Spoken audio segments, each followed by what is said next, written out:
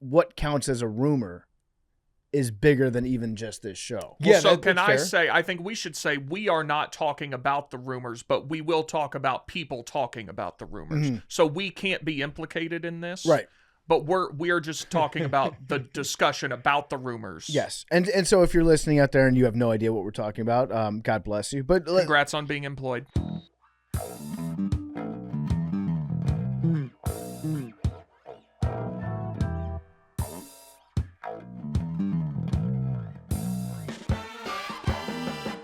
welcome back to Macrodosing. It is Thursday. It's April 23rd today, and we're back in the studio. Myself, Big T, Mad Dog McKenzie, and T-Bob. We got the three T's. The big T's. All three of them. The T Musketeers. Yeah. Oh, there you go. And we're going to get into some online phone scamming shit in a little bit. But we got a lot to talk about today. A lot going on in the world. Today's episode is brought to you by our great friends over at Quince. Saw a Quince billboard in Chicago the other day. Drove past one. It's no giant credit card billboard. I missed the giant credit card billboard. We had a hell of a summer together, man. It was a great run. But I did see the Quince billboard, and when I look at the Quince billboard, I think about my Quince clothes, and I'm very happy with them. I got a nice, comfortable polo shirt from them. Got some chinos, a dress shirt, some really good stuff from Quince. They also have tons of cashmere too, if that's what you're into. They've got pieces that feel easy, comfortable, and you look put together. It makes getting dressed simpler. Quince is a go-to. The fabrics feel elevated, the fits are clean, everything just works. You don't need to overthink it. Quince has all the wardrobe staples for spring. Think 100% European linen shorts and shirts from $34. Lightweight, breathable, comfortable, but they still look great. They look clean. They got clean 100% Pima cotton tees with a softness that has to be felt, and their pants also hit that same balance. They're relaxed, they're comfortable, but they're still polished enough to wear pretty much anywhere. Everything's priced 50 to 80% less than what you'd find at similar brands. So they are really high quality, very affordable. Refresh your everyday with luxury that you'll actually use. Go to quince.com/dose. Get free shipping. Get 365-day returns. That's quince.com/dose. Free shipping, 365-day returns. Quince.com/dose. Okay, we're back on macrodosing today. Very excited to be back in the studio. A lot to get into. I don't know where we even want to start with it today. There's been a lot going on in the world. Let me ask you this. Are you guys interested at all in talking about the rumors? The rumor or the truth? I am not or interested. Is spreading truth a rumor? Okay, this is something I've been trying to conceptualize. Yeah, that's actually a good way to start it. And we're kind of alluding to the Barstool Spring Break house, which I'll be honest, as a 41-year-old man, I can't find myself getting like drawn into the ins and outs of these storylines. But I do think that the conversation of what counts as a rumor is bigger than even just this show. Well, Yeah, so that's can I fair. say, I think we should say we are not talking about the rumors, but we will talk about people talking about the rumors. So we can't be implicated in this. Right. But we are just talking about the discussion about the rumors. Yes. And so if you're listening out there and you have no idea what we're talking about, God bless you. But Congrats on being employed. yeah, let's just say that that there's drama that goes on inside a company, and people are accused of things. There are rumors that get started, which may or may not be true rumors, but you probably know somebody in your life that has spread a rumor about you, or maybe you've heard a rumor about somebody else that you're close with, and you jump to that person's defense to defend them against a rumor that may or may not be true. But then it opens up the bigger question of, if somebody is out there spreading rumors about someone else, and those rumors are true, does that count as spreading rumors? My instinct says that is still rumor mongering. Like I've never Really? tied rumor in with truth or fiction. So truth is not a defense for you.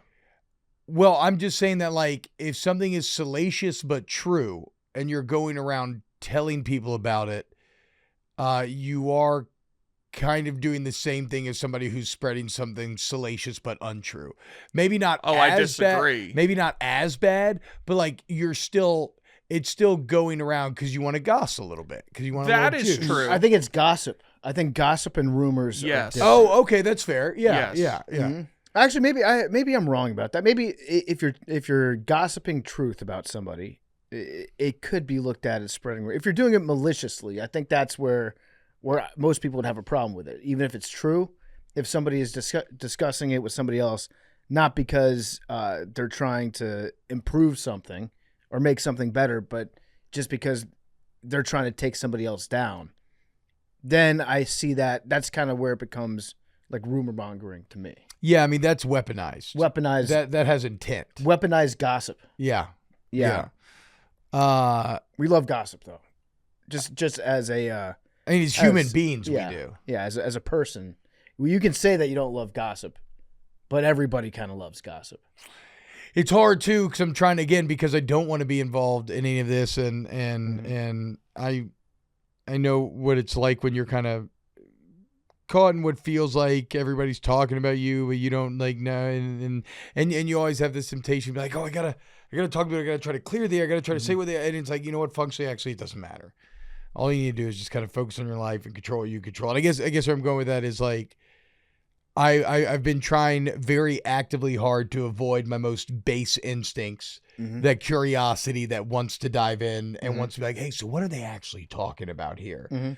And so I've been trying to stay disciplined and stay off the beat here. But I was thinking, to your point, I was thinking a lot about the conceptually, what is a rumor, and does truth or not matter? So T, you think if I'm spreading truth, I'm just talking facts?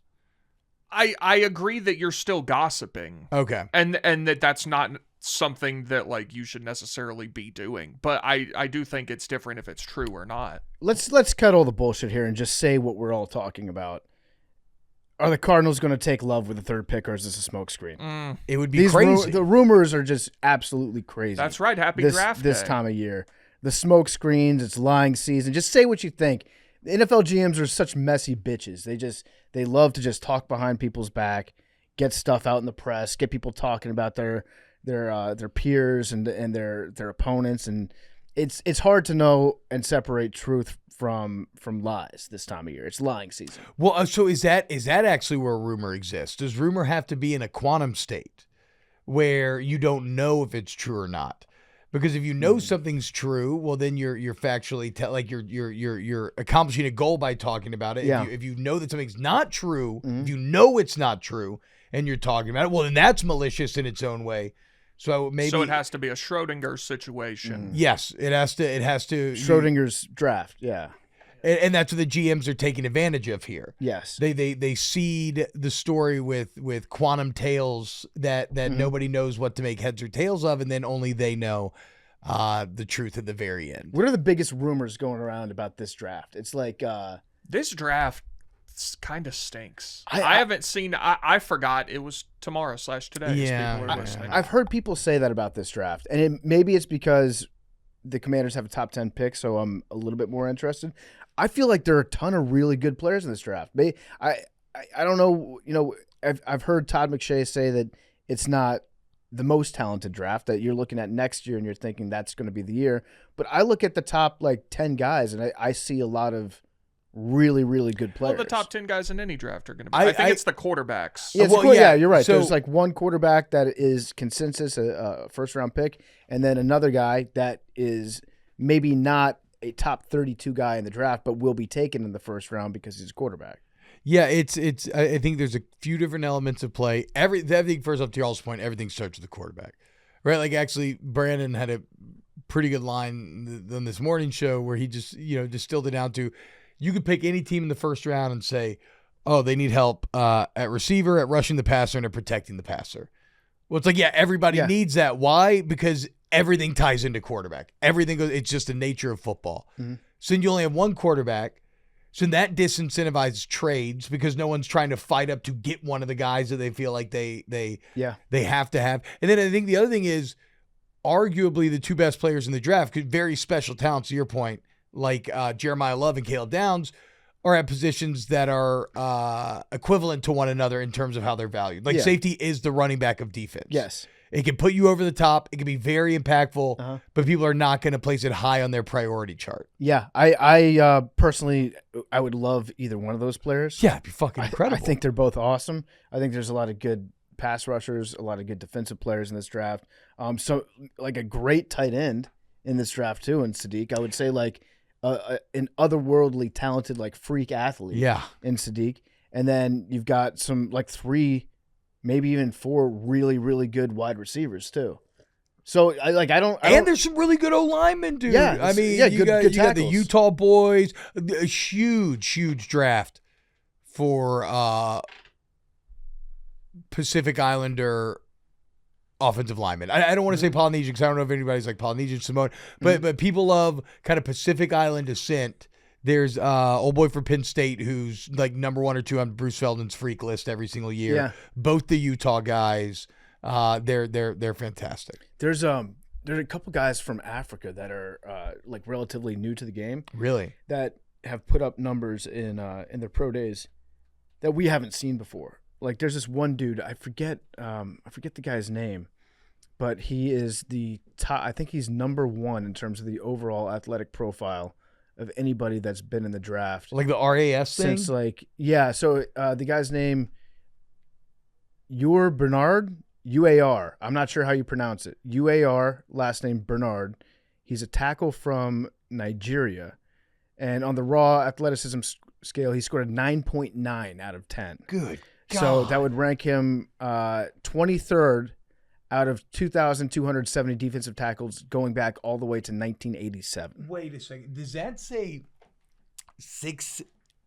How was it? Say 6'8"? Does he 6'8"? You know, he's 6'4" and a half. Okay, 6'4" and a half, 308, 31 reps on the bench. Yeah. His 40 time is 4.63. He's got 6% body fat and 10-foot, 10-inch broad jump. See, dude. Now, I think that if he's really 6% body fat, I'm going to say he doesn't have enough body fat. He should have more body fat than that. He wants to play O-line. He's got to give him a little fatter. But that's the shit I was talking about. Why the Shohei story is so cool and why what he did on Jackie Robinson today was so cool is because now that we're drawing from more global talent pools, we are really pushing the limits of what DNA can accomplish. Like because we are now drawing like that guy would have been buried to time at any point in football up until right now. And then who knows if you do globalize even more in 2 generations, the freaks that'll be coming from all over the world and just pushing the limits of what the human body's capable of. Yeah, that's insane. Especially once guys like this start to get opportunities and if they make a lot of money, then in the countries that they come from, that's going to be seen as a career path. Yeah. And then kids are going to like hone in and start working hard as youngsters, knowing that you can make a shitload of money in America if you just like get your measurables up. And then, yeah, it will be like a global competition. It'd be like, who has the biggest freaks? Yeah, and again, that's how like Shohei Ohtani's born 100 years ago. He's not playing pro baseball. Yeah. We never hear about him. And now he's the best baseball player that we've ever seen in our entire lives. I mean, look at the Dominican Republic, right? Don't guys get signed at like 12 and 13 years old down there to be like on MLB teams and getting their systems? Yep. So yeah, it creates an incentivization. I was pathway. I was reading up about that a few months ago about how like the breaking of the dam of Caribbean countries, South American countries when it comes to Major League Baseball players and the explosive growth that they've had in Major League Baseball over the last like 30, 40 years. Yeah. I didn't realize this. There were some GMs that got in a lot of trouble because of how they were treating the kids that were coming up out of these countries, that they would enter into like off the book agreements with some of these kids being like, hey, we will agree to help you lie about your age. If you sign a contract with me and I get like a little bit of kickback from the first deal that we give you. So like actual Major League Baseball general managers were doing that shit. The Braves GM, John Coppolella, he got banned for life. Yeah. Really? Is that was he getting kickbacks? So Coppolella was kicked out of the sport in the fall of 2017 after it was determined he had grossly violated rules related to the signings of international players. Yeah. He later got reinstated, but he was like a wonderkind kind of guy. He became the GM when he was like 40, and he had his whole life he was like, I want to be a Major League Baseball GM. Like he went to school for that, and he was the GM when the Braves were really bad, and so he would do these Twitter, like, fans loved him because he would go on Twitter and answer questions and be like, here's, what I think about this. He would give like really good insight. And it turned out he was doing a bunch of stuff with international violations and signing guys before they could be signed and all sorts of stuff. So he got banned for life, but it was lifted later, but nobody's I remember so you ever listen to David Sampson from the Le Batard University? Yeah. He's the former Marlins president, and like now he's just like very open about everything that goes on. And I don't know if people had gone through with this or not, but he did relay conversations they were having about, like, with these young pitching prospects out of these countries, like forcing them to have like preemptive Tommy John surgery. Yeah. And stuff like that, to just like go ahead and because you can because you have the upper hand and you can kind of manipulate to like make them like, hey, look, you want a deal, we want to give you, but you got to do this. Yep. And then we'll give you the deal. Yeah. It was a big issue. Like Big T, I hadn't heard about the guy from the Braves. There was a guy from the Nationals that also got in trouble for that.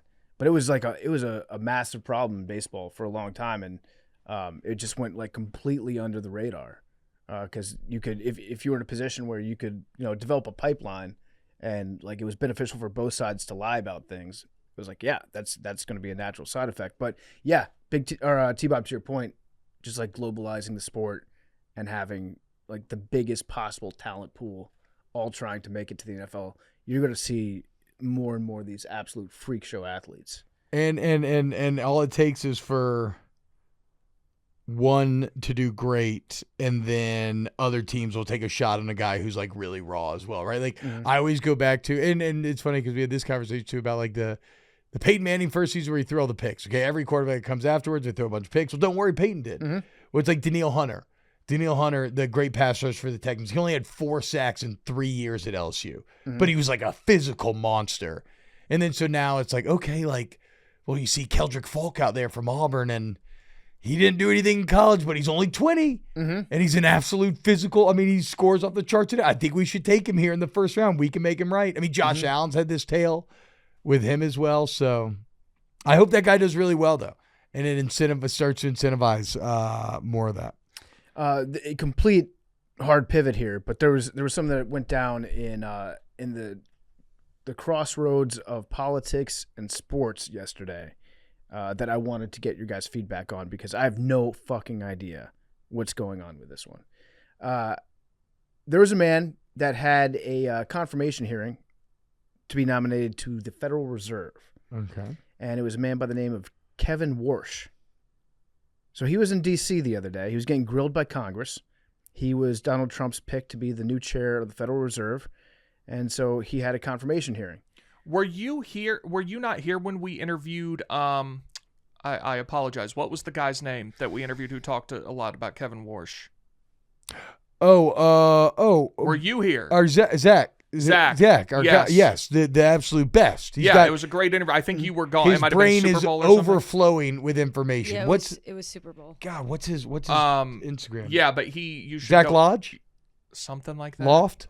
Zachary Loft? That Zachary sounds Loft, right. yeah. You should go listen to that PFT because he knows all about this guy. Okay, so I don't know anything. I don't know the first thing about this guy, but I do know that sitting behind him at the confirmation hearing on TV was Larry Fitzgerald for some reason. I didn't see Look that. at this picture. Look at this picture. Larry Fitzgerald's just kind of there, like showing support to his boy. I assume it's his boy. They shook hands, had a friendly moment before the testimony. I don't know what Larry Fitzgerald's up to. Larry's always seemed like a smart guy that kind of like moves in silence a little bit, which I kind of respect about the guy. I feel like he's a calculated, intelligent person that. Yeah. But he's up to something, and I got to find out what Larry Fitzgerald is up to. So, quick Twitter search and looking at comments on somebody asking this very question has a screenshot that says from a Google search. Yes, retired NFL superstar Larry Fitzgerald has a significant background in finance, investing, and business education. Following his 17th season career, he enrolled at Harvard Business School, interned at J.P. Morgan during his playing days, and co-founded Trenches Capital, with a portfolio spanning over 160 startups. So he swims in these waters, I guess. I guess so. I've said, I think for the last 10 years, Larry Fitzgerald will be a senator. I have no doubt, zero doubt, he is going to run for Senate. I'm even going to skip past Congress. I feel like he's going to just jump right into a Senate race, and he'll probably get elected. But did he go down? Do you think the finance route will lead to the Senate, or has he gone down the route of the oligarch? Is he going to be a PE guy, big hedge fund guy? He might make his money, and then after he gets like $3 billion, be like, you know what? I'm going to dedicate myself to public service. And, and then kind of do. And by dedicate myself to public service, you mean dedicate myself to getting in office and enacting laws that allow me to keep more of my $3 billion. Yeah, and also like help your boys. Help your boys out a little bit. So who knows? But he's a smart, calculating guy. I don't know. It was just a very funny visual to see Larry Fitzgerald sitting at, like, if you were to ask me, where in the world would he be? So I vaguely remember a few months ago the Federal Reserve chair coming out with a video and talking about how Trump was like basically out to get him and was trying to have him arrested, and so he's out now. No, I think he's still in. Okay. He has the ability to like walk away on his own terms. Okay. I forget exactly how the Fed nomination replacement process works, but I think he's got a runway where he can pretty much stay on as long as he wants. If he doesn't want to give up his spot. And then I think after he leaves, I forget the details. Obviously, I'm not like a expert when it comes to this stuff. But when you step down, you can then transition to being a board member of the Fed if you want to.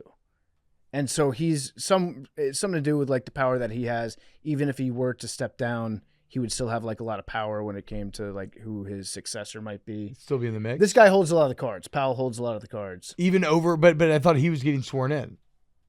This is a confirmation hearing, for this person. But I just know that unless something new has happened, Powell held a lot of cards because otherwise Trump's wanted him gone for like the last 3 years, even when he wasn't president. So like when he came back, Trump would have just been like, okay, this guy's fired.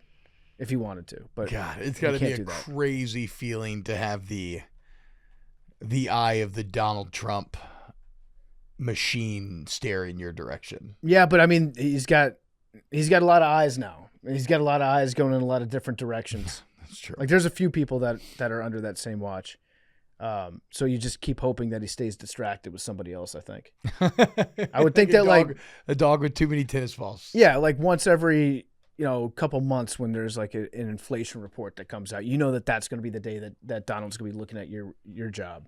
But then, in between that, he's got a lot of other irons and a lot of other fires. I have another pivot of something that needs to be taken care of like right now. Okay, let's take care of it. Chili's is in the office making their new chicken sandwiches right now, like they're cooking them here. Yeah. And it smells like delicious Chili's. What are we going to do about that? It does smell really good. It does smell great. I mean, should I go scout and see? Like, you can go, see what the deal is. Yeah. We take 10. I don't. You can go scout. Y'all keep talking. Do a reconnaissance mission. See what's up. Do reconnaissance. I'm trying to be healthy if I can. Turn over a new leaf. Is it fried chicken? That's what I was say. I'm hoping it is. I believe it is fried God chicken. damn, it better be fried chicken. Like there's so no way good. you're hyping up the launch of a grilled chicken sandwich. Well, grilled chicken sandwiches are fine. Right. But you're not. Yeah. I'll also say this. I got a peek of the menu that they had when I was coming in here, and there are chicken crispers and I believe mozzarella sticks. Oh, God. I did see just giant bags of queso being dumped into aluminum containers as well. I feel like that meme of, I believe it's Jesus who's like praying and like looking upward for strength while there's that harlot next to him hiking her skirt up. That's what Chili's is the harlot. Chili's is you think that's Jesus? I've always thought that was just a. I always thought that was just a monk. Oh, you thought it was a doctor? I just thought it was a random. Yeah, just a random pious man. Yeah. A monk being tempted in his stone castle after 8 hours or 14 hours of writing manuscripts. Yeah. I would absolutely love some Chili's. I'm trying to get healthy though. I'm walking more. I'm trying to get my steps above 10,000 every day. Did you walk here today? Okay. It's kind of a time thing at a certain point. It is. Last week I said I was trying to start a new habit. Walk into work on Wednesdays. Right? Walk to work Wednesdays. It takes me about like 50 minutes to an hour to walk here if the weather's nice. Unfortunately, last Wednesday morning, it was very rainy. There was a big Mhm. storm, so I couldn't do it. And then I was going to this morning also, but then I got to go play golf later on, so I have to drive to the golf course. So I couldn't walk. But But again, you're gonna get your steps in at the course. You're gonna carry your bag. I am. Well, I'm gonna be outdoors. Yeah, you're gonna. Okay, I'm gonna be yeah, outdoors you'll be at the walking golf- from the cart to the shot. It's not exactly a close walk from the practice green to the first tee. So I'll have to do that one. But yeah, I had every intention of walking to work, but I feel like walking is a very it's a sneaky way of getting in shape and losing weight. Yeah, People look at always Frank. think like run, go for a run. That's fine, that's good, but the heart rate zones that you're in when you're doing like strenuous cardio, not always the best for fat burning. Very painful as well. Very painful. Like it just Yeah, hurts. Walking doesn't hurt. Yeah. That's something that I really miss pre-morning show when I was here, was because I wasn't strict on my time in the morning. Mhm. Like I could take the train in, and then the walk from the OTC to here was about 40 minutes. That's nice. And so I was catching like a solid Yeah. 45-minute walk. So I didn't want to pay for an Uber, so I was catching like a solid 45-minute walk every day to start the day, and felt great. Yeah, walking is a very underrated part of a healthy lifestyle. I'm trying to get back into the walking game. Big T, what's the They were still setting it up. They weren't going to let me take one. well, So but I'll I mean, just- give me I gotta get back to paint the me a show. picture. What it looked like? Oh, it's amazing out there. Oh, God. They got everything. They have the chicken sandwiches. They have mozzarella sticks. They have chicken crispers. They have chips. They have everything. And they wouldn't let me take anything. They were setting it up. I told my wife that I loved her for the first time in front of a Chili's back in high that's school. nice. It's beautiful. Yeah, we were kind of doing a will they won't they thing. She had just gone to a country concert without me. What concert? I don't know, some country fest back in Georgia, and we were going through it, and then out of nowhere, I finally just told her that I loved her. Where was the Chili's? I may Uh, have been there. Duluth, North. Probably yeah, not. yeah, probably Duluth area. Maybe like Norcross area. It might have been the one by school. Did I she don't say it exactly back? remember the Chili's. Yeah, she did. Okay, nice. She did. And that was when we like we stopped all the hemming and hawing and really got on with the relationship. So nothing like a little spinach artichoke dip to It's where romance yeah, happens. yeah, to really open up the heart. That's nice. I like that. I think I have. When you said Norcross, is it like? I think I have been to this Chili's in. This is more Peachtree Corners, I think.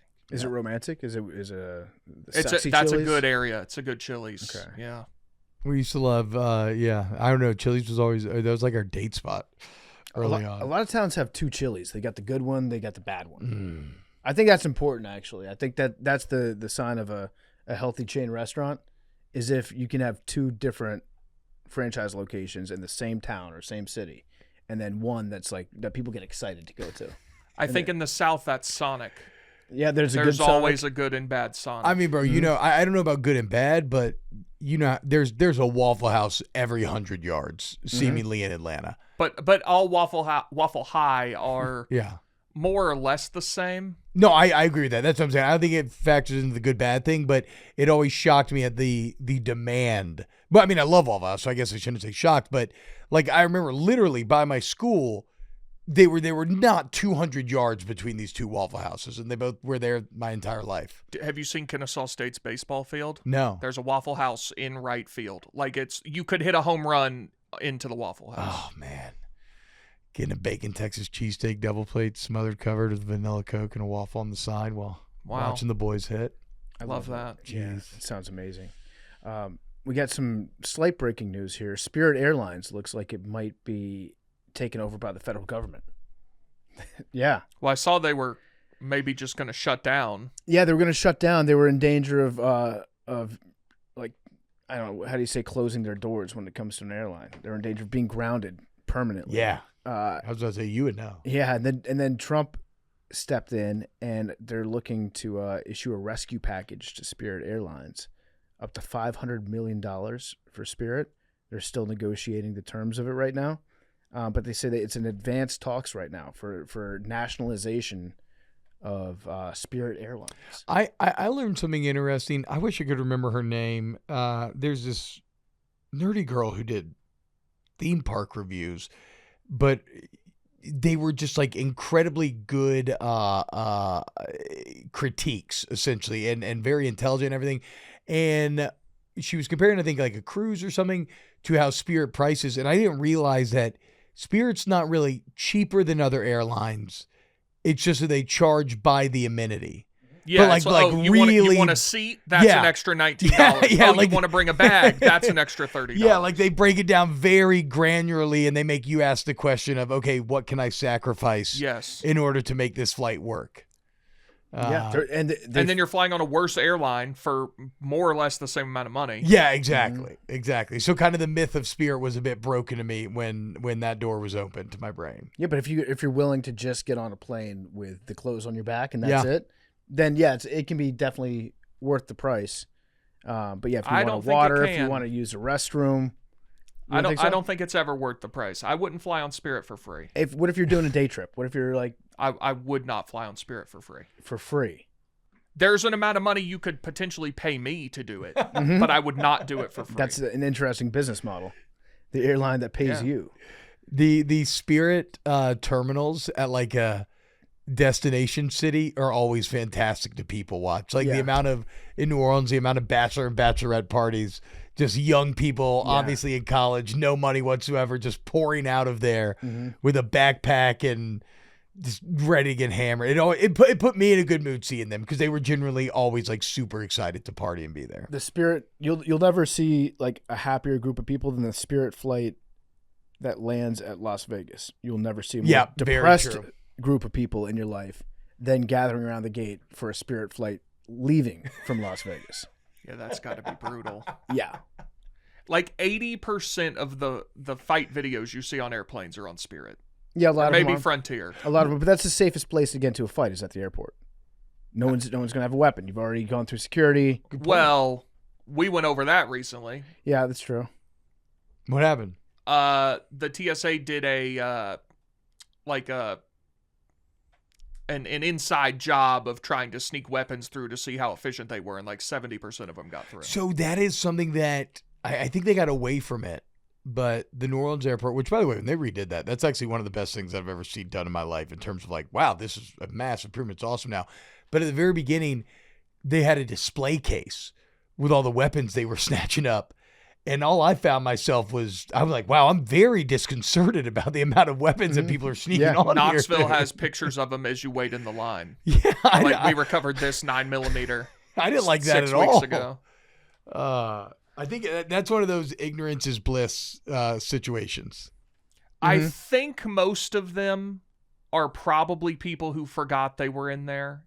I would imagine. Now, I'm sure there are people with nefarious intent, but like, you just forget that you have a knife in there, or you think your gun is in your checked luggage, but it's in that one. Yeah, for sure. I mean, I'm sure there's explanatory factors. Yeah, the Knoxville one it's special. It really is. Yeah, you've been there. Yeah, so, you snake through the line, and it's like, here's a gun we got. Here's these 6 knives. They're all from the last 2 months too. Yeah, it's not like they're showing pictures updated from like 5 years ago. It's like, yeah, this one was yesterday. Yeah, somebody brought a revolver through. T-Bob, I want to get your expanded thoughts on something. I saw you tweet about this yesterday. I talked a little bit about it on PMT too. Big news coming out of England. Yeah, big news. The nanny state, the country that's famous for Mary Poppins, has turned into a true nanny state now. You're not allowed to buy cigarettes there if you were born after 2008. Absolutely, ever for insane. For your entire lifetime ban. Yeah, on purchasing cigarettes. And I guess you could still smoke them based on that language, but they're going to make it hard to buy. Yeah, I don't. Well, not eventually. Yeah, not eventually. They'll go away. So now you can either in England they will throw you in jail if you buy a cigarette, or if you make a Facebook post referring to a cigarette online. This feels a different like term. This feels You'll go to jail like way longer for the Facebook post. I was going to say this feels like red meat to all the people that want to yell about governmental overreach in England and whatnot, but like this this feels like overreach. I don't know. Yeah. It kind of feels unenforceable. It just also feels like prohibition. Yeah. Which I Which thought we never all was. learned the lesson, but that's what I'm saying. But like, I just assumed that we held these truths to be self-evident. Like that shit's not going to work. No, that's us. Human beings fucking love T-Bob, tobacco. we notably, we used to be them, and then we said we don't like this. Okay. So and we learned that left. they haven't had their prohibition moment yet. Those truths I are don't not think self-evident to them. Correct. Oh yeah, that was the point. You're That right. was Like us. that's They were why. to us. Yeah. That's why. Okay, that makes sense then. Mm-hmm. No, I just That most men are created equal was the next line. and I don't think that like I don't want to encourage anybody to smoke cigarettes. Mm-hmm. I think you can have a healthy relationship with them. Like I'm someone who deeply loves tobacco in all forms, and I do enjoy cigarettes. I don't allow myself them daily. I probably have about one cigarette a week. Mm-hmm. Really? Yeah, I love it. I didn't know that. Oh, dude, if you're like Friday night, long great day with the fam, everybody's in bed now. You go get you a whiskey, burn a heater. It's one of the all-time good feelings. What does a cigarette do for you? Get a little tobacco rush, nicotine rush. Is it like what does it feel like? Get a little tobacco buzz. You ever taken a dip? No. Like a little bit lightheaded but energized. Yeah. Okay. Like excited but So the lightheaded. opposite of alcohol. Yeah, but sometimes they work in concert with each other. No, I mean Like, that's it actually gets that's better. peanut butter and jelly. Yeah. Now that's my problem is that because I love tobacco so much, I can get on a drinking binge where then if I'm like staying up late talking to the homies outside and we're just shooting the shit, I'll drink 4 bottles of wine and smoke a pack of cigarettes and just ruin my life for 48 hours. You go But back to back to back. oh, but it bottles? feels so good. does It feel feels good. so good in the moment. It does. And I'm not a smoker. I do smoke from time to time if it's indoors or if it's out of state. Those are my two policies. Yeah, indoor smoking you have to. You have to do it. take advantage of. And it's fun. It's a little treat for I myself. think if you smoke at certain times, you're a smoker. I disagree. Right? No. That sounds like somebody that's not a smoker. Right. Yeah. But you said you weren't a smoker. Correct. Yeah. But now there's a differentiation between. See, I kind of feel like myself. I'm not a smoker. Yeah, you're not. Yeah. But Big T is not. He doesn't understand the difference between being a smoker and not There a smoker. certainly is a difference in someone who smokes a pack of cigarettes a day and what y'all are describing. Yeah. But so where do you draw the line? I guess I'm not addicted to cigarettes. I don't feel the need to So ever have one. You have to need them to be a smoker. Yeah. I am fully in control of when I have a cigarette. Like if I want to smoke a cigarette because I'm at a casino in Las Vegas and God damn it smells really good in there, then I can have a cigarette. I can have 10 cigarettes that night if I want to. And the next morning I'll wake up and I will not have the need to smoke another cigarette until the next time I'm back there. I actually think you just perfectly unknowingly described what a smoker is. What? If you What is think that? cigarettes smell good, you're a smoker. In the right environment, they do. I think if you think cigarettes smell good, you're a smoker. In the right environment, the cigarette smells delicious. See, I don't agree. I don't think they've ever But smelled that's it's good. it's a context thing, Big T. It's a complete context thing. Like, But cigarettes there's can no smell context great. in which I would enjoy the smell of Yeah, because cigarettes. you're not a smoker. Precisely. Yeah. You're nailing it. Yeah. You gotta have you gotta have a little affinity for the feeling and taste to appreciate the smoke. But yeah, I mean, again, it's fantastic. So I look, I thought it was an Onion headline. Like I saw it on Polymarket. Yeah. It's Twitter, and I was like, this can't be real. And then sure enough, I I go thought it look, was and there's exaggerated. BBC. Yeah. I don't know how it's.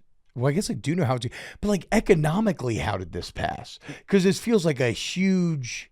Well, not only I don't know how Parliament works. I'm surprised there's not lobbies that could have fought this off. Like because we know how powerful tobacco lobby can be here. But beyond that, like, They don't is grow this not bad for like gas stations over there and stuff? Right. They don't grow it. So they import it. So the people that would be most affected would be, like the convenience store owners or whatever Tesco. they call it, the Tesco. Yeah. If you go down to the petrol station, those people that run those places, they would probably sell fewer and fewer. But for a long time, they've had by far the most graphic warnings on their packs of cigarettes over there. Like if you want to buy a pack of cigarettes in England, they will sell it to you, and it will have like a biopsy of a cancer-riddled lung. So that you have to look at when you buy it. I have found that is everywhere but the U.S. Yeah. Because it's in Mexico. When I went on my honeymoon, I bought some in New Zealand. I bought some in Greece a few years later. And every other country has the most horrific visual images of what smoking does to you to try to disincentivize because you. it does. It fucks you up. I mean, a few different things can be true at the same time. If you are a habitual smoker, a lifetime smoker, it can absolutely destroy your body in some grotesque, awful ways, heartbreaking ways. It's super unhealthy if you are a lifetime smoker. But also, if people get into smoking knowing the risk, like, is that their decision to make as an adult? It should be your decision to make. Now, some people, you can make the argument back in the day that the tobacco companies lied about how addictive their product was, in fact, saying it wasn't addictive at all, even though they knew that it was. And so you could say, hey, they tricked people into getting addicted to their product, which then ended up killing them.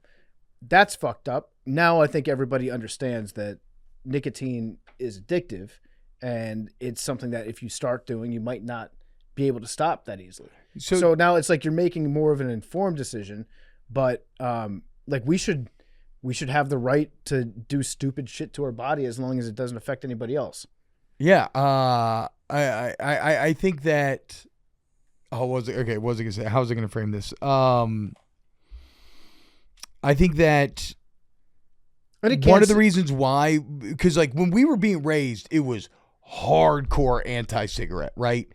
But it's because for so many generations, we had been actively lied to and marketed to of like, this is actually healthy for you. Mm-hmm. Like, this is good. Like, you actually need this. So, yeah, we had to course correct, but we almost went a bit too far.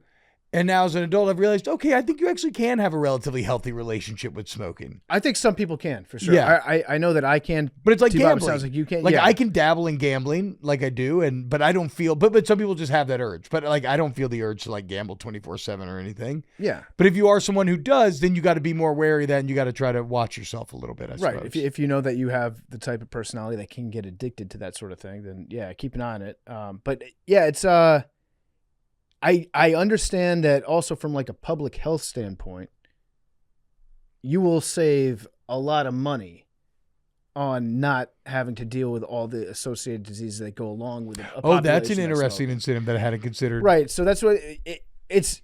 I don't think that it's the place of the government to like tell you what you can and can't do if you're an adult, as long as it doesn't affect anybody else. And yeah, sure, sometimes cigarette smoke, like secondhand smoke, is not good for people that are around it.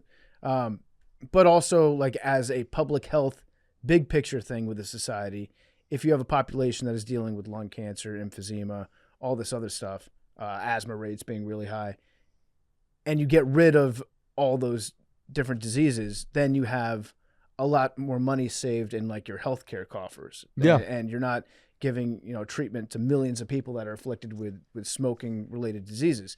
So I understand that. But then I saw some people online being like, that's actually pretty fucked up because now the country's going to have to spend more money on their senior citizens because they're going to have more people living. Too many people are going to live too living long. to be older. So now you're going to have a lot of 90 and 100-year-olds walking around sucking up all the health care instead of killing them off when they're 70. I'm probably not the best. I guess not. Maybe not. I think I'm also biased in this conversation because I'm someone who is very open to the idea that all drugs should be legalized and you should treat it more from a treatment perspective versus a punishment perspective. I know that I used to be like real into this idea years and years ago. And I think Portugal had some like fascinating results where once they legalized all drugs, like incarcerations went down, like overdoses went down, like addiction went down, and it actually had a lot of positive. I know some of those Scandinavian countries, if you're like addicted to heroin, can't you go in and get like methadone injaections or something? Methadone treatment. Do that here.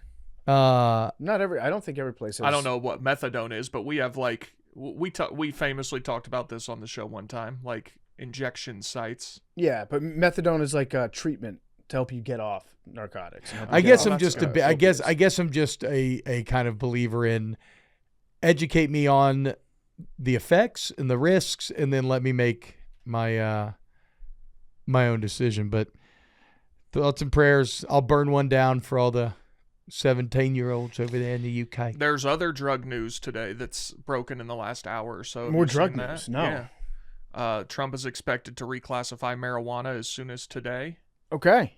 As what? As awesome? As not a drug? I think I saw Schedule 3. Okay, that's great. That's great. I've wanted this for a long time. I think I said when he was running for re-election, like he should just say, like, I'm gonna declassify cannabis from like away from being Schedule 1 and like put together a healthcare plan. He would absolutely clean Joe Biden's clock in the election. This is good development if he actually does it. So a bigger number means it's less penalized, like Yes. Schedule 1 versus 2 versus 3? Okay. Yes. So can Schedule we get a 1 number? Is there another example? Oh, wait, what were you saying, PFT? Schedule 1, that's what marijuana was. That means that you can't even do medical studies with it. Okay. You can't even, like, under the strictest supervision, you can't experiment with it. You can't do anything, which is ridiculous that marijuana was ever there. Schedule 3 drugs are substances with a moderate to low potential for physical and psychological dependence with accepted medical uses. Common examples include anabolic steroids, testosterone, ketamine, and products with low doses of codeine. I hear y'all talk about ketamine a lot. Yeah. I've never heard, what are the benefits of ketamine? So ketamine, I guess historically has been it's been looked at as a party drug, which is why it's been illegal for a long time, but there's a lot of therapeutic uses for it. So like they use it to treat PTSD, some addictions, and just to do talk therapy sometimes to get people to open up, explore like things in their past or deep inside their psyche that have been troubling them.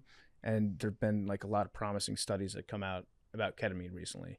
But it also has the potential to, like, you know, if you abuse it and use it as a party drug, it can mess you up for a long time.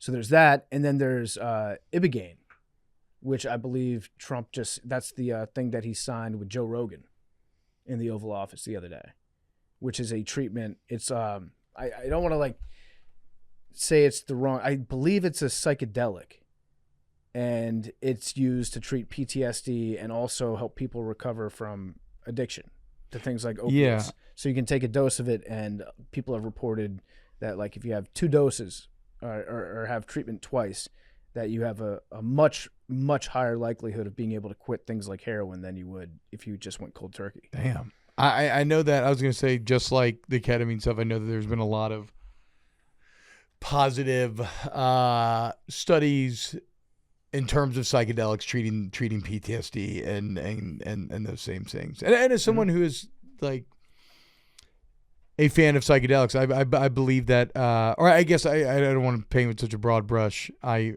enjoy mushrooms quite a bit, not often, you know, maybe once, twice a year. And I could see how that could be the case, because I think you really can use it in a very mentally healthy way. Mm-hmm. Yeah, you definitely can. I think it's also very funny to see like Trump doing this stuff that is enormously popular that people want, and I think it's also a little bit transparent that he's doing it because his like favorability ratings are so far underwater right now that he's trying to get people back on his side. But it goes to show you that, like, any president could have done this. It just took one guy that needed to be loved. Yeah. That's like, okay, I'll give you what you want if you guys will start to like me again. Like, we've wanted this, and it's a good thing that he's doing it. But the vast majority of America has wanted this for decades. Like, going back to when I was in high school. Yeah. It was like, why do we have all these people in prison for marijuana? It's ridiculous.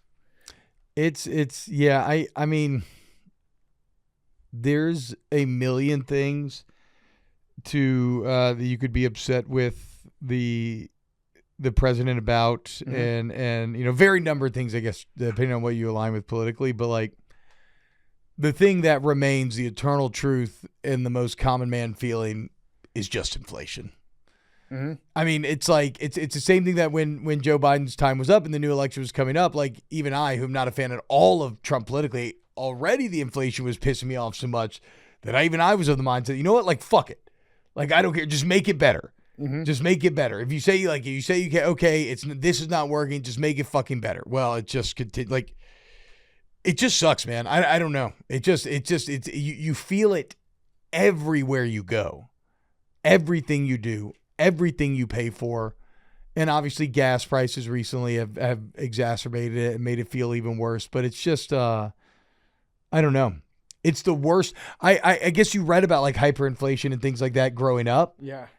It's a hell of a thing to get to be an adult providing for a family and live through it. Very fun. It's like every month it's worse. Yeah. Yeah. You And where's the hope that the toothpaste could ever get put back in the tube? Yeah.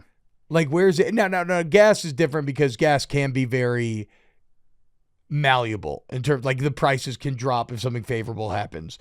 But, like, when's the last time you saw your favorite burrito go back down $1? Never. It's once you that's so true that like at any sort of like consumer facing store or restaurant, the prices aren't going down. No. Once it's proven that you're going to pay. COVID, everything was jacked up because they were like, the supply chain. Yeah. We can't get anything. And then once COVID was over, although it's still not over, still in a pandemic. It's called long COVID, T. Look it up. I have. I mean, they have no incentive to ever bring prices back down, so they just didn't. Yeah, I had a doctor's appointment the other day. I got prescribed a medicine, and the guy was like, "You know what? We've got some supply chain issues due to COVID." I realized that was 6 years ago. You're kidding. But yeah, no, he goes, "I realized that was 6 years ago, but they're still telling us that they have a much harder time getting the drug now, so you might have to go around to a couple different pharmacies and see who has this in stock." And I was like, okay. It wasn't even like a drug that is like commonly, it wasn't like, because you always hear about like the Adderall and like the benzo shortages. It was like a common antibiotic. And he was like, yeah, we don't, the supply chain. Wouldn't that be their job to call the pharmacies and see who has it so they could send it to that pharmacy and then you would go? It's just a crapshoot. So he's like, I've had good luck with this pharmacy. And so I hit up the pharmacy and I was like, hey, do you guys have this? And they're like, you're actually in luck. We did just get a new shipment in. Oh, got that good. Yeah, but in the past, it's like, yeah, it's hit or miss. And it's because of COVID. 6 years, we can get Jerry on to talk about that. COVID it's a great excuse. Like, hotels will never be the same after COVID. Like a lot of places, they don't have room service anymore because of COVID. Really? Yeah. Oh, that's terrible. It became it reminds me of if you wanted to make a change to your business, you could make whatever change you wanted and just blame it on COVID. It's the old I don't know who said it, but it's the old political quote, never let a good tragedy go to waste. Yeah. It's not that you caused it or wanted it, but you can accomplish something with it. And yeah, cost cutting was huge. I think was it oh shit, I forgot. It was something about it was kind of along the same lines as the hotels cutting out. Oh, one of my favorite things is like seeing the vestiges of COVID nestled in the little nooks and crannies of the business, like the doggy babysitting place that I like bring my dog to whenever I leave town for a few days. Their voicemail is still, please practice social distancing, wear your mask, and it's kind of a fun little nostalgic throwback. It was the perfect excuse to not do something.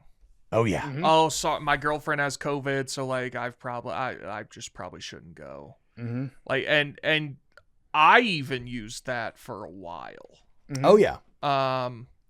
But now, I mean, you look like it, and you just got to be like, I'm not going. So when we had our first kid, that wasn't COVID, so it was great. A ton of people come in, all your family, friends, everyone's coming in through the doors, and it could be like a little overwhelming. And second kid was April 2020, and it was incredible. Not a single soul in there. Just got to completely relax in the hospital for like 3 days, hang out with the new kid, nobody bugging you, no overwhelming family shit. It would have been bummer if it was the first, whatever. But yeah, that was actually a nice little benefit. That is nice. I think it was last year, 2 years ago. 2 years ago, I was sick when I was out in Lake Tahoe, and I got back, and I was like coughing a lot, so I finally tested after I got back, and I had COVID, and I had some friends that were coming to visit that next weekend, and so I hit them up. I'm like, hey, just so you know, I just tested. I feel like I'm getting better, but I still very much have COVID, so I tested positive, and they're like, "Yeah, we don't care. That ain't getting you out there." Yeah, and then they just came to Chicago, and we had a great weekend together, and it's like, yeah, okay. We've all been like immunized, in the words of Aaron Rodgers. So, and we're all young and relatively healthy, so we'll just take our chance. We're not gonna let COVID run our lives, right? God, the wiping down of groceries was the worst. Yeah. When it was kind of at its highest, I just remember sitting in my garage and wiping down individual bananas. Mhm. Like what? With What is it? Like Clorox, right? You were putting chemicals on bananas? Look, I don't know, dude. You know, Well, you don't eat the outside. you don't eat the peel. I mean, I'm sure it's gotta. I was fighting COVID. There has to be something. I was the first line of defense to keep it out the house. Oh man, the people that were like buying pallets of hand sanitizer and then try to flip those on Amazon. Yeah. Like hoarding all the PPE. I feel like, thankfully all those people lost. Yeah. Nobody that scheme did not work out for anyone. And I'm not a COVID was fake person either, because we did have like millions of people that died. And Yeah. if you were older, if you were sick, you had like preconditions, and it was really, really bad, and a lot of like very sad stuff happened. But like right now for us, it's like we are actually uniquely positioned in a very, very dangerous spot where if a real pandemic came that was like that was equally as deadly amongst the entire population as it was for people above the age of 70, we'd be fucked. We would be Nobody would be. Yeah, we would be everybody's- so yeah. fucked. We'd be like, well, it's basically the flu. No matter what they told us, you could have every doctor go on the news at the same time and say, "Hey guys, you're gonna die if you get this," and I'd be like, "Don't tell me how to live my life." It is crazy how many people died, but it was just such a. It's the portion of the population that we tend to think about the least, right? And so it maybe didn't resonate, and then you can be like, it was all fake, but like, I You don't think know. that's what would happen? What? That people would be dismissive. Oh yeah, I think people I would don't agree fight with you at all. governmental overreach By and large, at yeah. every. I think COVID proved the exact opposite. if they did the same thing, if they said we need to shut down businesses because I think there there's- would certainly be a portion of the pathogen? people, but they'd be the same ones who were saying that the first time. I think it'd be a much bigger part of the I population. think it might be bigger as well, just because a lot like someone like me, like I was very much like and my grandpa died. He was one of the people that he died from COVID. Like but like even me, I was very like, okay, whatever the science is saying, like, or whatever, like the accepted best practices. Okay, I got to wear gloves, masks, whatever. I'll just do whatever everybody's saying. But then I didn't get my second round of vaccination, you know? Mhm. And then like I've been to like, I don't know, dude, this is all a little overwrought in many ways. And so, yeah, I could see maybe being a bit more hesitant to react as compliantly as I did the first time around. I mean, in what sense would you even like? We lived somewhere where you didn't really have a choice to be compliant or not. You could, I guess, if you just chose to sit in your house all day, every day, and never leave, but you didn't have a ton of options. Were you all showing like vax papers and stuff? Yeah. Oh, if you wanted to go anywhere, you had to have a vaccine card, and you had to go to work. You had to have it. Kind of fun to live to such a time. Feels like out of like a movie. It does feel like we did live through a moment in history that kids are gonna be reading about in textbooks. Yeah, it's rare that you can recognize that you're living through one of those moments that will be written Yeah, about. the moments in New York where you look around at night and nobody would be out on the streets and it felt like you were in a zombie movie. Oh, it's that crazy. was kind of wild. Yeah. There were some crazy times. I hope we don't go back to those. But yeah, Big T, I do think that people would I think there more people. I think there would be more. I don't think it would be as many as you think it is. I think you see some of the blue-haired freaks that get the outliers Well, that I'm get just- passed along, and you're like, that's what most of the country is. I think No, way I more think- people would be like very resistant to any sort of information coming from, especially like social media has changed a lot since 2020 to the point where Yes. there is, I think that there's more disinformation out there than there's ever been. And it's so easy to like go viral, especially if you have a certain point of view. I think that there would be, it would be a lot more catastrophic this time. I think that people just wouldn't listen. I think there would be more people of the way you're describing, but it would not be as many as you think it is. And also, like, if you live somewhere like New York or here or wherever, like what choice do you really have? They can just. It'd be interesting. I guess it depends on who's dying as well, right? Because if it's it sounds kind of funny, but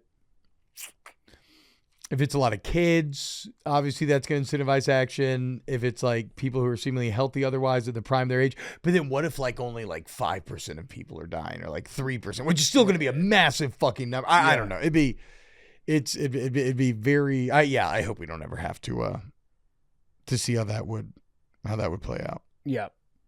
I think the biggest, you were talking about misinformation, PFT. I think the biggest misread I've ever had in my entire life was when I was like fresh out of college and I was doing sports and political radio. And I remember going to the World War II Museum, great museum, awesome museum. I need to go there. The one in New Orleans? Oh, it's unbelievable, dude. I mean, it's the National World War II Museum now. It's a top 10 museum in the entire world. It's fucking, you can spend days in there.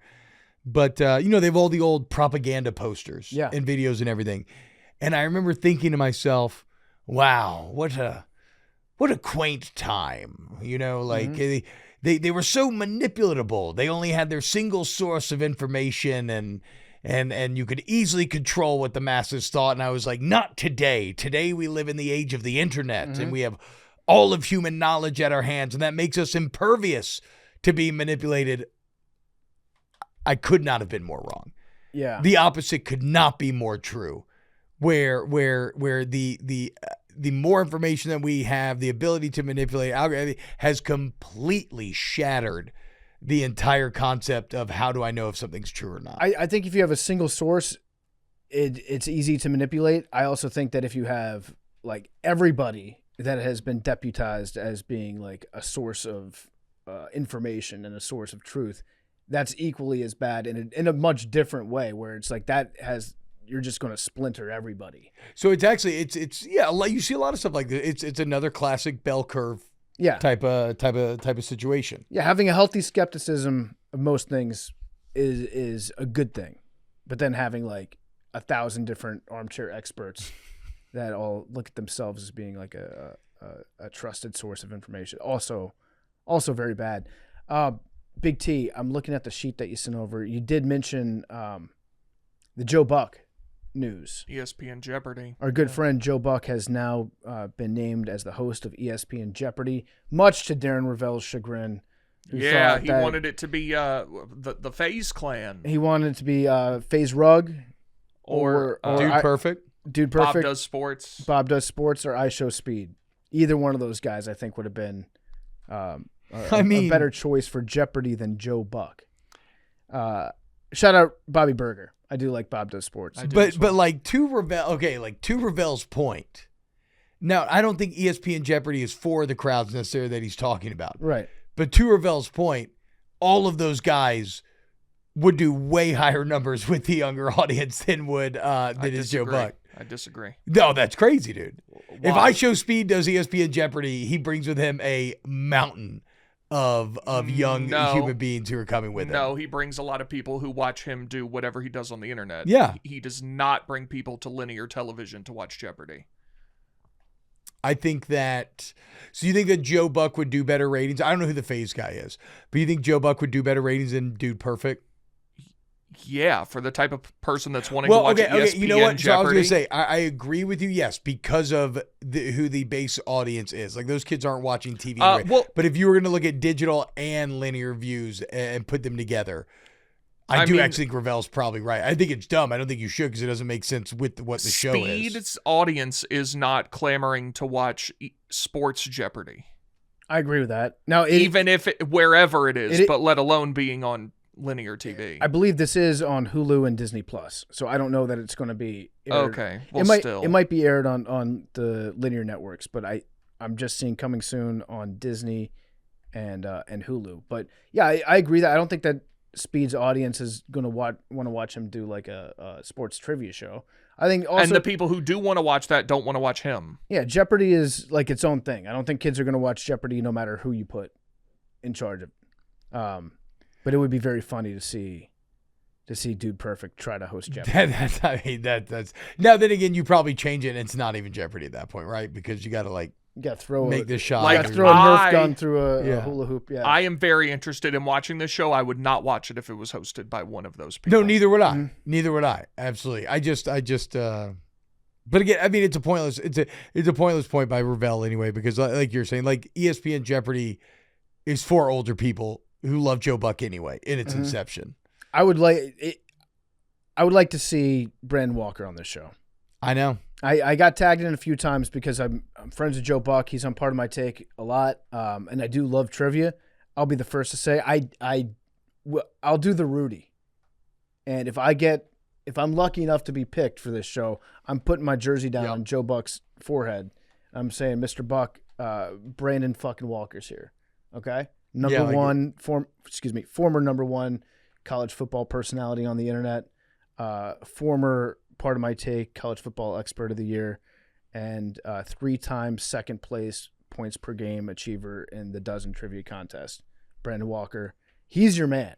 If you want an electric sports trivia player to go on your show and give you ratings, it's Brandon Walker, respectfully. It really is. Like, they need a Brandon freaks me out in how good he is at that. I hope that he gets the opportunity. I would like to see it too. That'd be a big bummer if he. What do you think the odds are that they put anyone from Barstool Sports on that show? I think they're going to want to. You think? Yeah, for sure. I think we got to bring in the FaZe Clan audience. Like, we're kind of like the FaZe. We're like an older FaZe Clan. Yeah, we're FaZe adjacent.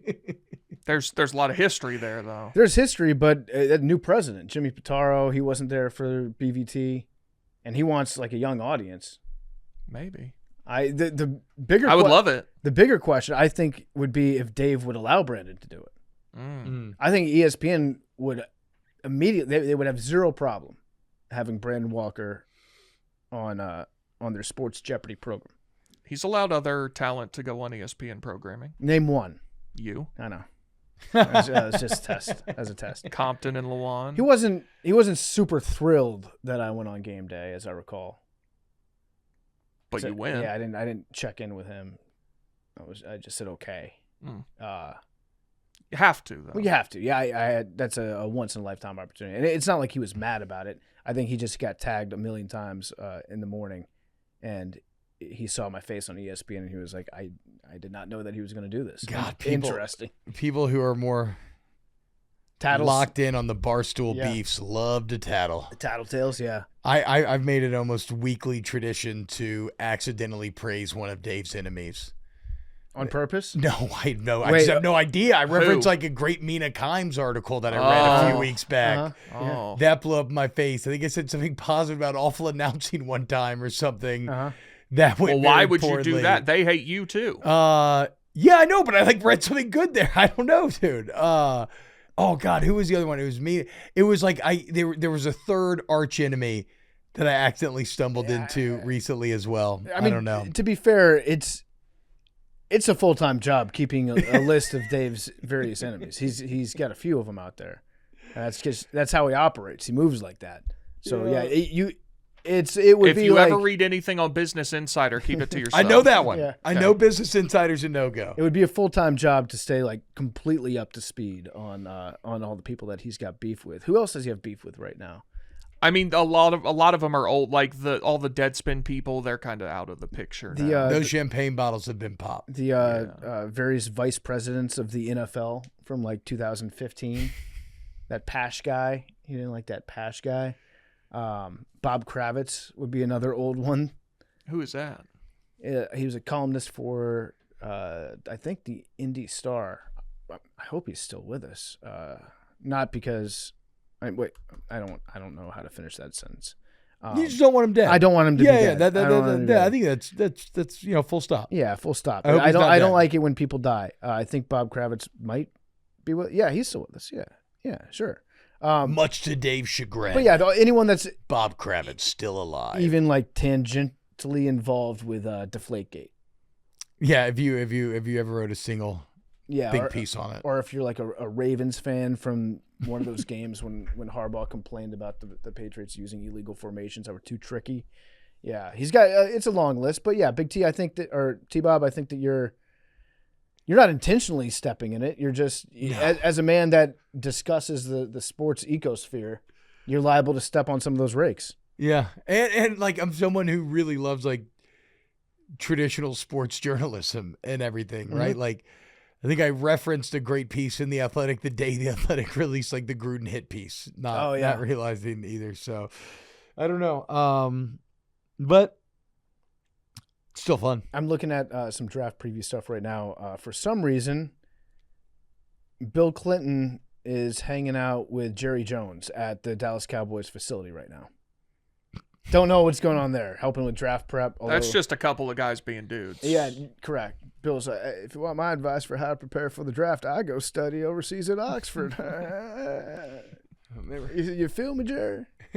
I don't want to go to Vietnam. Hell. I am. 2 Arkansas guys. Yeah. Probably good friends. Yeah, power broke. Oh, I'm sure that there've been some smoke-filled rooms that those two have I was hung going to out say, with. are we is actually one of the more shocking elements of the Epstein files the fact that Jared never got his way to the island, right? Has he ever been implicated in anything? Jerry is coming out smelling like roses. That's crazy. He seems like he would have been a prime target to find himself partying on the island. And again, and I think the vast majority of people go to the island, whatever, we're doing shitty stuff, but not like the most flatly illegal, horrible shit.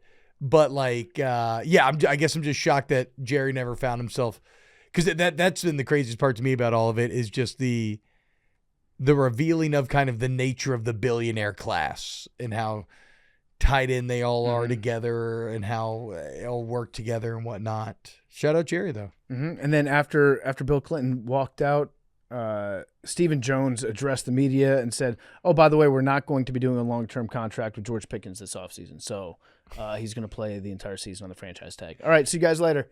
So like, great job. This is good job. Still got it, man. Still got it. He's got the shitty news he's got to drop. People are gonna be mad at him. And he's like, I know just the distraction. I'm gonna have Bill Clinton's frail ass walk in here and charm the pants off everybody in the room. And then as he leaves, we'll just toss in, "Oh yeah, by the way, we're not going to do that contract." Whatever happened to the Clinton Epstein stuff? Did he testify in front of Congress? Did I miss that? They just did kind of that blow over? that closed door thing. Deposition. Him and Hillary went closed door. Well, they wanted to go public testimony, but they got talked in. They had to do the closed door one, and nothing's going to happen. We didn't get any headlines. They did nothing explosive. Not really. Clinton just said, I didn't hang out with him doing anything nefarious, and stopped hanging out with him once he got into all the problems that he had with the sex charges. Yeah, okay, so he had the same line that everybody did. Yeah, and then there were a couple pictures that he looked at where you could see him mentally taking a trip down memory lane as they showed the binders and the old pictures of him and Jeff. And he was like, "Oh, those are some good times." And then Hillary just kind of went in there and she was just like, "Fuck you guys for inviting me to this thing. I had nothing to do with it. If anything, like my husband, even though he says he's always told me that he had nothing to do with it, but this is his problem. This is his mess to clean up. Why are you talking to me about it?" So no, nothing came out of that. Damn. I don't think that I don't know. I'm just very pessimistic about anybody ever facing any accountability from it overall. It's unreal. 2 people, maybe 3 people arrested in total in the U.S. There's a third guy I thought that also killed himself. The guy over in France. Yeah. The guy that was in the modeling business. Yeah, that was tough. Okay, before we get back to macrodosing, it's brought to you by One Bone. Quick question. If you're a bigger guy, how many times have you bought a shirt that technically fits but doesn't actually fit? Real. We got some bigger guys in this room right now. Yeah. I messed up. I didn't know the One Bone ad was today. I would have worn. I'm wearing the underwear PFT. Look at this. Yep. One Bone there it underwear Dude, is. is this great. feel this. I'm going to touch Big Get your T's little underwear. feel. Yeah. Isn't there that you go. stuff great? That's- I had them that's great send me underwear. more because I loved it so much. They sent me a new shipment. So now I think I have 8. So I have one for every day of the week. That's good. That's good underwear. We need to bring back the Guess Big T's underwear. Yeah. Wow. That's a great Throwback. segment. People like. But Arian was really good at just like looking at Arian Big T. would guess the color of my and underwear. He would know the drawers. Does that come from his resume as a coxman? Like, I don't feel like I would have very good insight into the undergarments that people are wearing. I think you can just look at what kind of mood Big T's in. It's just a good guesser. Is that shirt OB? No, so it's not. No, and that's why it's a bit ill-fitting. Yeah. So, like, full disclosure, they One Bone as sponsor Big Boys Club, like sponsors a couple of They're stuff the that I'm best. on. But it really, as a big guy, it really is nice to have clothes that are specifically designed for It's you. Like perfect. the amount of confidence you get, you're not tugging at your tummy all the time, tugging the shirt off. Like This summer, they've got the great collared shirts, like beach stuff, like yacht shirts. Yeah. I got some of those. My whole honeymoon in Hawaii, I've got my whole wardrobe picked out. It's from them. yeah, I agree. I'm actually putting together a massive one bone shipment. But yeah, if you see me on Wub, normally I'm wearing one bone. It's a great product, and I will say that they sent me some. They had me at a size -1. Yeah, they have. If you're skinny, they have stuff for Yeah. you too. You're just like a 0 or a -1. Yep. So they got something for everybody, but they got a lot of stuff for the big boys too. Tees, hoodies, long sleeves, everyday staples that actually make you look put together without trying too hard. If you're tired of rolling the dice on a fit, stop guessing. Go to onebone.com. That's ONEBONE.com and upgrade to a fit that's actually built for you. Use code Barstool, 20% off. See the difference firsthand. After one wear, you will understand why standard fits don't make the cut. A universally beloved company around the Barstool Sports office. Great people. Great Turns people. out we got a lot of big fat guys. We got a lot of big boys. Canadians. Are they? Yeah, to a man. We got a lot of big boys at this company, and finally shirts for big fellas. Shout out Jake from One Bone. He's my guy. This episode is also brought to you by Stella Blue Coffee. It's more than great coffee. It's coffee with a purpose. That's why we started We Brew to Rescue, a nationwide campaign using proceeds from our new ready-to-drink cans to fund 1,000 pet adoptions this year. Every can that you crack open helps a real pet find a real home. Simple as that. 100% Colombian coffee. The 11-ounce cans deliver smooth, drinkable energy with a boost of protein. I had one right here in the espresso sweet cream. Just drank that. They also have the Espresso Cafe Mocha, built for mornings, long days, and everything between. Drink Stella Blue. Fuel your day. Help save a pet's life. It is the 23rd of April today. That means that Saturday would be the 25th, which would be Blake's birthday, my own rescue dog. So go out there, rescue dogs. Each can that you drink brings one dog closer to a forever home. Grab yours now at StellaBlueCoffee.com, Amazon, and select retailers nationwide. Let's talk a little bit about scams, about telephone scams. T-Bob, do you find yourself getting a lot of calls from strange area codes? Oh yeah. Well, it's always an area code. It's always an Atlanta area code. I've had the same number since high school. Yeah. So my number has AIDS at this point. It's like my Gmail account. It's just it's a disaster. It's been at this around the point. block. It is so beyond That thing's worn out. saving. But yeah, I don't answer any 678 area code, any 770. Every now and then I'll get hit with a 225 from whatever Baton Rouge trail I've left, some 318. So yeah, I basically don't. Yeah, I don't answer any call that I don't have saved. What area code do you have? 678. Because 404, they're not giving them out anymore. Oh damn! So if I could have sold it. So if you have a 404, that's a big deal. Fuck. No, but I got a 678. But yeah, no, I don't. Our data is so compromised. I don't answer the phone. Yeah, it's smart. It's smart. I generally don't either. And it's gotten pretty good at detecting like whether or not it's coming from a fraudulent place or not. But for a while, they had some sort of, I don't know what the technology was, but they could like make the incoming call look very similar to your own number, right? So then you would think that there's somebody from Northern Virginia that's calling me. Yeah, that's what happens. With the Atlanta one.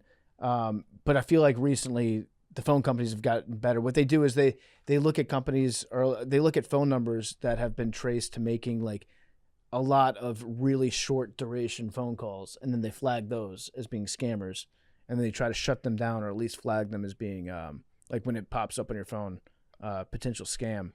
I would love to interview somebody that like sets up a fraud call center in India and just see what a piece of shit you have to be to like make this your business. I mean, the worst part about this kind of stuff to me is we're younger, and so our defenses are a bit more up. The thing about these scammers are it's a volume shooting game where they're going to cast a very wide net, and unfortunately, the people that get wrangled in are always the most susceptible. Yeah, the old people, uneducated people. If it's a money scam, maybe people who are in kind of dire financial straits, and so the idea of like something that can solve all their problems is very tempting. And so, yeah, that's where it becomes really morally reprehensible. It's not like a Robin Hood situation where you're like stealing from the rich. Generally, scams work on the people that are most vulnerable. Yeah, you're stealing from the poor and then giving to the poor, because generally the people that are working in the call centers they don't have a lot of options for how they can earn money. Yeah. No. And so then their business just becomes trying to defraud people. And I'm sure that they're told that the people that you're going to speak with in the United States are like rich, wealthy people that you can take their money, they'll be fine. But in reality, it's like you're just going to scam like mostly elderly, poor people that can't lose any money. Have y'all noticed they've been trying texts a lot more now? I get a lot more texts than calls. I got one this morning. What was it? The DMV Yep. that said formal notification from the Ohio Bureau of Motor Vehicles per our internal auditing, blah, blah, blah, my traffic violation, that I'm going to have my motor vehicle registration revoked. I haven't had a car in 5 years. Is your, if you don't have a car, it's fine. Is your license Illinois or Ohio? Illinois. Oh, see, because I was getting them from Illinois, and I was like, well, I hadn't even changed my license over yet, so I know that's not true. I mean, I have an Ohio area code, though, so I'm sure it's like through To be clear, my license is now in Illinois, but it wasn't before. I waited way too long. I got to switch mine over right now. I'll tell you one thing, too. If you get pulled over, don't tell them that you've lived here a while. No, I know. Yep. I know that. No, I bought a house recently when I moved here. And I'm not exaggerating when I say probably got 100 calls a day for like 2 to 3 months afterwards from, I don't know, loan people. Like, I don't know, like whatever, like financial, that data got put out there, and then it's just, it's insane. And that's not even scamming, but it's kind of in the same vein of just like your data being sold and used as a part of like a mass marketing or mass business endeavor. I recently signed up for some sort of identity protection thing online, and it was like I had to pay actual money for it, and they went through all these online data services that monitor like whose information is being sold where. Show me how many times my information had been sold in the past like 2 years. Genuinely shocking how many times, like how many companies there are out there that just pass your info around. So they went and they closed all that shit down. I've been getting like no spam calls recently after that. I'm sure it'll pick up again. So you think it was maybe actually worth it? In my case, it was definitely worth it. Yeah, I was getting a lot of them, and it definitely took a big step back. I am getting the texts, a lot of like tollway texts. Like I owe money. And those fuck with me because at first when I moved here, I was fucking up the tolls, and like I almost fell for a couple of those, dude. They know that people fuck up tolls. They send them in the mail. I went to the UT Kentucky basketball game a couple months ago. We blew a huge lead. I had to drive 6 hours home the next day. It was terrible. And then the next week, I got a bill in the mail from the state of Kentucky for some toll road, and I had to pay them $13 after. It was just a nice extra kick in the balls. I was really upset. 13. What a specific amount. It was something like that. I didn't want to pay it, but whatever. Yeah, I get a ton of them, and they're talking about like different tolls that I might owe, different registration notices, and now they've just started to send like a bunch of each one has a JPEG that comes along with it, like a little picture thumbnail. And it's like that's how you know it's official, because it's got like the logo for the one bridge that's nearby that you might drive over occasionally. But yeah, some people fall for them. Hank fell for it. Really? Yeah, a couple months ago. For how much? I mean, I guess if they got his number, like he had to change. I don't know that he paid them any money. He might have paid him a small amount of money, but it was mostly the fact that he like clicked on their link and then tried to log into something. Now they've got like a bunch of information from him. It's like every couple days I've been getting emails as well from X.com, the Everything app, saying that they flagged some of the content that I put up and my account will be shut down if I don't like file an appeal. But it's all like fake. They just want your X.com login. Yeah, which is I think how certain guys that work at this company have recently gotten hacked. Probably clicking on one of those links. I got that happened to me very early on, many years ago. I got one of those messages like from somebody I knew on Twitter being like, oh my God, did you see this picture of you? Mm-hmm. And that was before that was like a known kind of phishing scheme. It was my first time ever seeing it. And I was like, oh fuck. And sure enough, tried to log in, got my account hacked. Mm-hmm. It's kind of crazy how good they're able to spoof certain things. I got a call a couple of years ago from it showed up on my phone as being like from the Apple store. And so I answered it, and they're like, yeah, somebody's in here and they've got your card information. They're trying to buy like 2 iPhones. I was like, no, that's not me. And then this guy tells me about like all the details behind like what this person's trying to buy, what they're trying to pull off. He even says like some of my information back to me, and then he's like, I need to cancel this. Can I get like ask for my email and then like ask for date of birth? I was like, you should have all this information. If you've got my phone number, you should have all this information. Yeah, that's where they kind of tell on themselves is they start making you do things and asking questions that would be that no legal company could or would ask you for. And this guy had none of the red flags that you would like. He had zero accent. He sounded like a personable American. And so it was like very easy to fall for it. And I think it's going to get worse because now you've got a lot of people that are doing like voice cloning. So yeah, the latest Voidzilla video I still haven't watched yet from Coffee, and I know it's all about like deep fake AI schemes and whatnot. That because I mean that's the I don't know. It's going to get harder and harder to parse. Yeah, these schemes are going to get more and more advanced with the new technologies available to them. I told my mom that there's so much tape of me talking out there on the internet, and it's not hard to find. That at some point she like the technology's there where she could get a phone call from somebody that sounded like me. You have to have a safe word. So we got a safe word. Oh, you have one now. It's a word that never said on the air. Well, see, that's what's going to get really bad is when they start using AI. Yeah. And I mean, it's starting now. If they're getting grandmas now, right? I can only imagine. Grandma's getting a call, and yeah, poor little Connor is in prison. That was a big. My great grandma got a call that my uncle was in jail.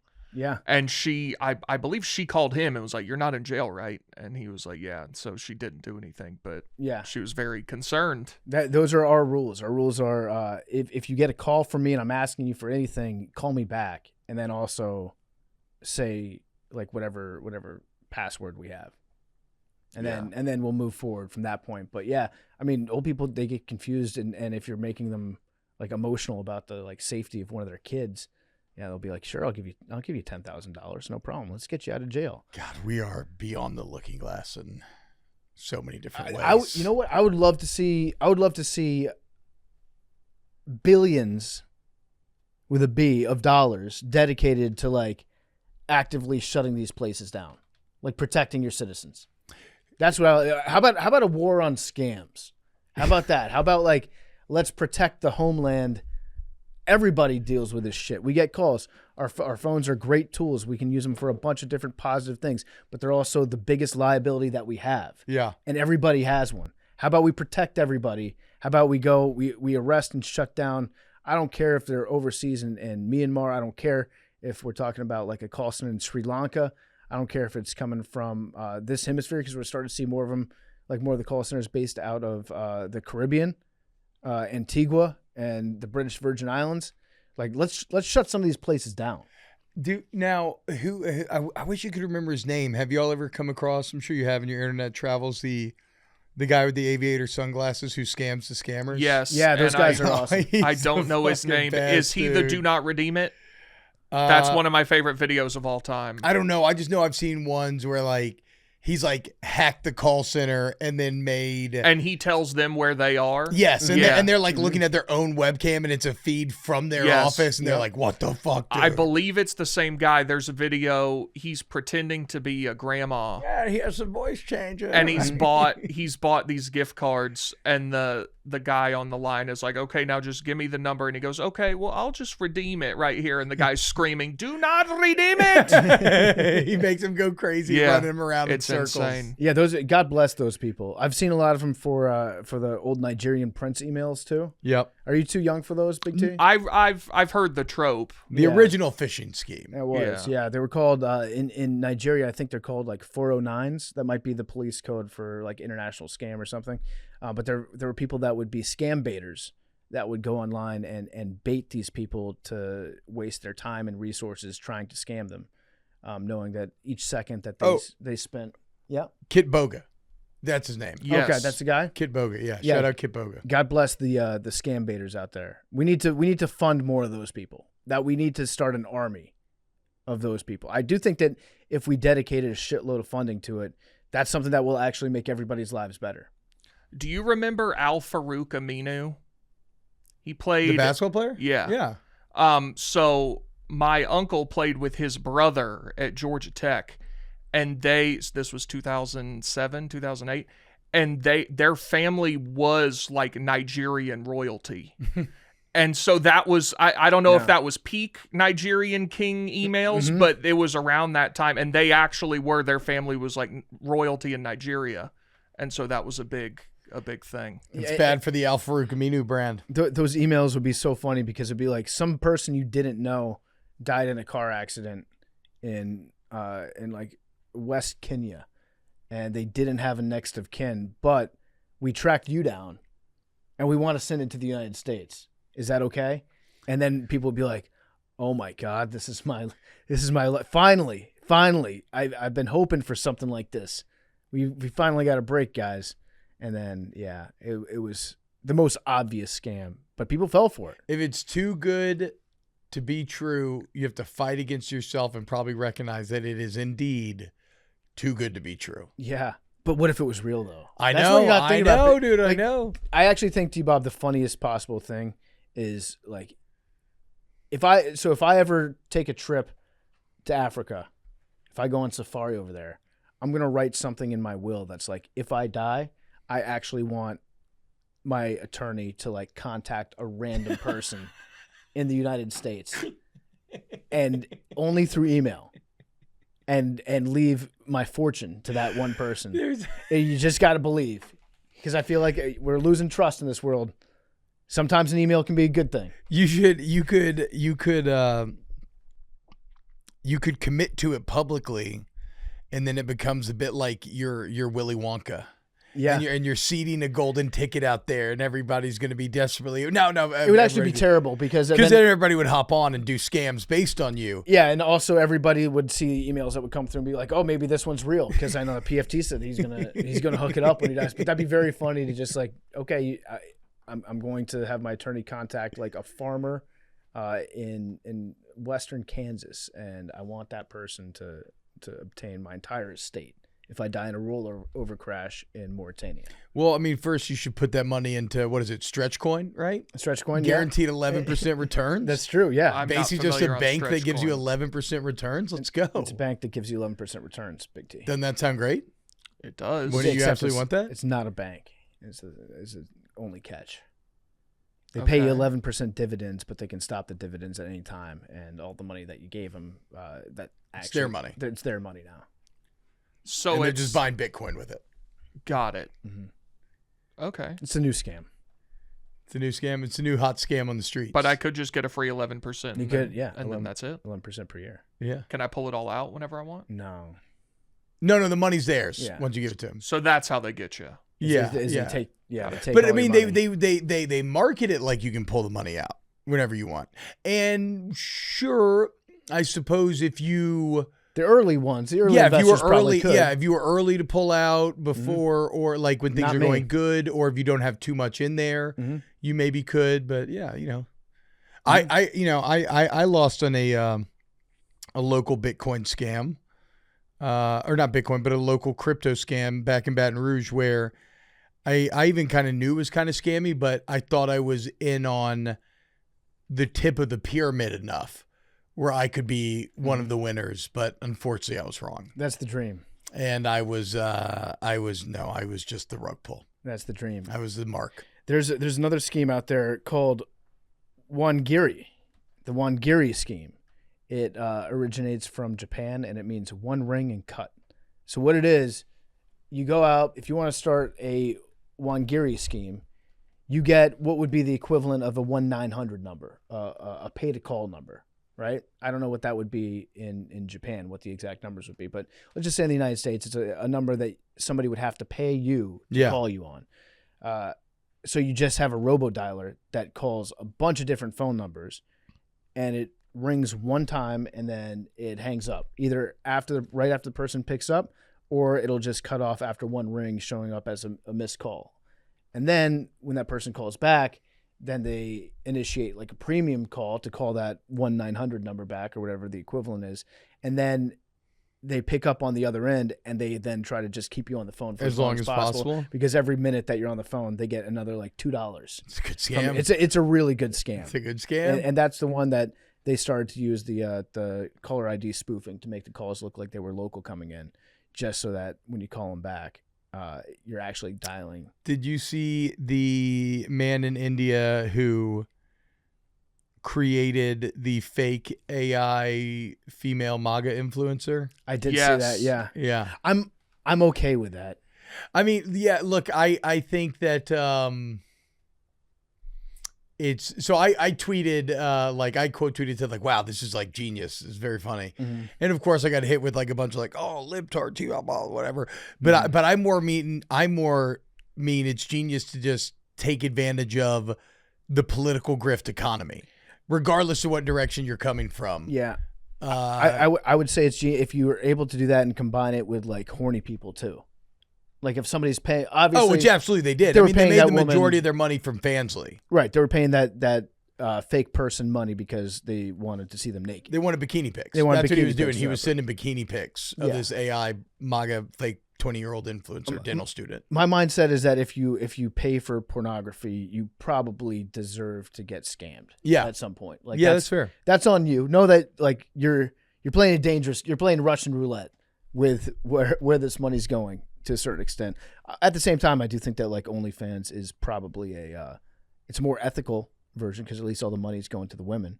Yeah, they're in control of their business. Right. They've got a line of business that they're looking after. But if you're paying money for that sort of thing, you're just openly accepting at some point you're going to get got. You're swimming in shark-infested waters. Yes. It just is what it is. Yeah. So, but maybe it feels great. I love salt water. It is. It's exhilarating. And if you know that there's sharks around, maybe it's even more tittillating. Yeah, it's acceptable risk as long as you know the dangers when you get in the water. So the FBI says that there have been 660 victims across the United States that have reported losses connected to a single international fraud scheme that was uncovered this year that lost $48.7 million. There's a new center that got shut down in February 2026, and it was a call center that was in India, and they were actually able to stop that one. It had been going on since 2022. So of these 660 victims, one person lost $1.7 million in gold, a person in Montgomery County, Maryland. So this is how this one worked. Caller in India would pose as a tech support worker or sometimes a federal agent, and they would call someone up and convince them that their bank account got hacked. And the only way to get their money back, because they were able, fortunately, to recover some of this money, you have to first change it into cryptocurrency, and then we can get you your money back. You can either change it into crypto, you can change it into a wire transfer of cash, or you can change it into gold. And then, sure enough, we'll get all your money back for you. And so then they would convince victims to go convert all their cash to gold, and then they would send a courier to pick it up. And then that gold would then go to New York City, to the Diamond District, where it would get converted back to funds and then transferred overseas back to India, which is like it's a very complicated scheme that they were running, where you have to have like people boots on the ground in the United States. Yeah. Not just behind a monitor. But yeah, they were able to shut it down, thankfully. So shout out Cash. Cash's FBI shut that down after $48.7 million was lost to that one overseas. I mean, crypto, and I know that you, like you said, they did with gold as well, but the entire crypto infrastructure, it's just a criminal and scammer paradise. Oh yeah. It's so easy to wash the money. It's all untraceable. Yeah.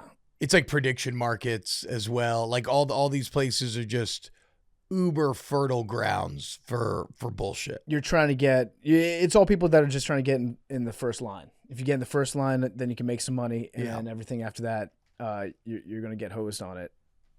There was another crackdown that happened with the Chinese and Thai government that shut down a massive scam back in 2025, and that was involving Asian crime syndicates that were expanding into South Asia, Africa. Why are these so prevalent in Asia? Counting India as part of Asia. Yeah, the subcontinent. I think that's a good question. I think that if they were based in the United States, we would shut it down. It would be much easier to track. I guess it's just a ton of people and they need jobs. Ton of people, yeah. Lack of opportunity probably too as well comes into play for sure. Yeah, and you have some people that have a lot of money that can set up these call centers. They know that people will do whatever it takes to try to work for them and try to get money. It's very little overhead. You just get people in a room dialing the entire time. No man considers a course space for himself, which has proven profitable to others. I don't know if that's an old quote about precedent that has always just really been drilled into my head as like an eternal truth. Mm-hmm. But governments are starting to crack down more. So China, India, South Korea have all been starting to fight back. The U.S. and the U.K.